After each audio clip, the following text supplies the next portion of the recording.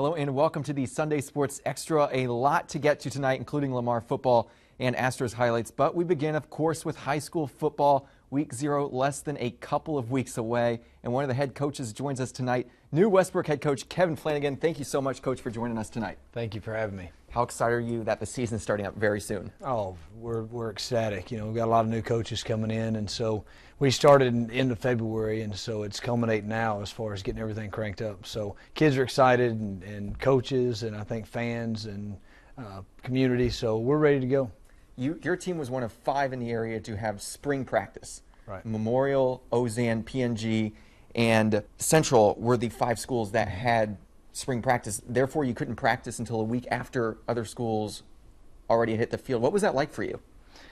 You know, it's a little bit different when you start to hear of everybody starting to practice and so forth, and you're kind of sitting back just waiting and reading about it in the paper and stuff. But I think it increases the anticipation, that the excitement and so forth when it gets there. So, and you know that your kids are going to be ready when you do crank it up.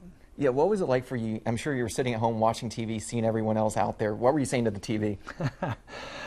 You know, well, first of all, I was thinking, man, it must be hot out there. That part of it was really nice. But, you know, it's part of it. We've been doing spring ball for a long time, so you get used to them, get accustomed to some of the smaller schools, and then those who choose not to do it. So it's, I guess it gives you a little more time to prepare, but at the same time, you're excited and ready to go. What goes into your decision to have spring practice? You know, I think most of the time it's where we are as a staff and so forth. If I didn't have our staff somewhat together, I don't think you could do that. But I think for us, we had most of the pieces in place, and so we felt like we needed to get out there and we needed to find out what we had player-wise and so forth, so we could tweak the offense, defense, and some of those things, and rather than wait till fall. That gives us a summer to really work on some things and have an idea of what we have there. Couldn't wear pads until this past Friday. What was that day like for you? Oh, it was great. It was great. It's always, you know, that first 4 days you get out there, and the biggest thing as a coach, you worry about somebody breaking a collarbone or something. I know it's a safety thing, but at the same time, you worry about the injuries and some of those things that can happen without the pads. So it was good for us, and the kids were excited. It was a great day of practice, and you know, you go through stages through the season. You start with that acclimatization period where you don't have the pads on, then you come in, you have the pads, you hit on each other for a while, and then next step will be you're ready to play somebody else and start hitting somebody else. So we're almost to that point this week.